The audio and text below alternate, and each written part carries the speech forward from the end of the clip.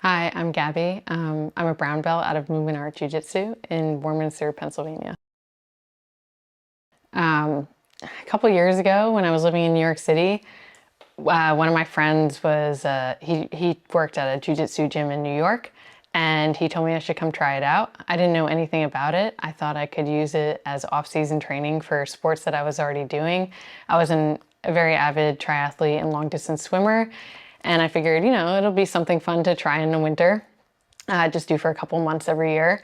And then I started training and I realized it was way more than that. There was so much complexity to it that I didn't know existed because I had never done a sport like this before. And I noticed that slowly I was going to less and less swimming and biking and running, and instead I was spending way more time in the jiu-jitsu gym. And that was it for me. So for a few years now, I've been training nonstop.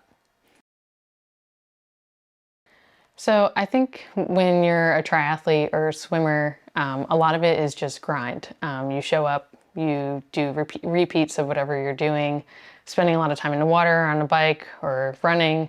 Whereas Jiu-Jitsu has this cerebral aspect to it that just completely changed how I really approach sports. I realized that I couldn't just be showing up on the mat and just rolling as hard as I can.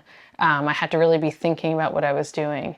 And I think that is really what got me hooked. I felt like it took sports for me to a new level where I really had like a whole nother side to it, that mental component, where I had to treat it more like a game. I think the biggest obstacle you have to overcome in jiu-jitsu is understanding that you're going to be constantly failing when you're training. You're constantly training with people who are better than you, who are more experienced than you, and even when they're not, they might be introducing you to problems that you've never seen before. Sometimes it feels really bad to constantly feel like you're making mistakes and wondering like, how can I possibly ever fix all of that? But I think that's also inspirational too, because you can look at that and say, I constantly have ways to improve myself. And if you can kind of turn it into that, I think it makes jiu-jitsu all the more rewarding.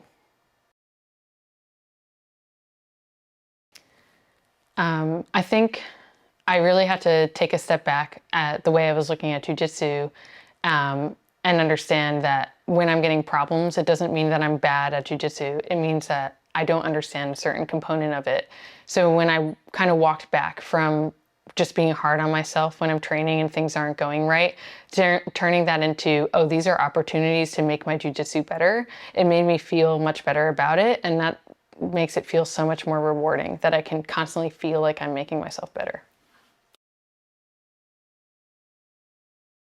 I think the most influential people to me in jiu-jitsu have been my coaches, Nick Sals and Danny Myra.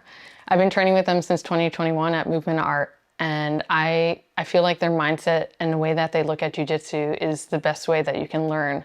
Whenever we're breaking down positions or things like that, we're kind of looking at the why are we doing something, not just how are we doing it.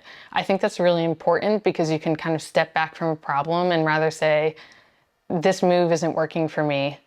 How can I do it differently? You might say, oh, maybe it's a totally different answer here, and I don't actually know what that answer is yet. I feel like that forces you to really expand your boundaries and try so many new things in jiu-jitsu because you're constantly looking for better and better answers to the problems.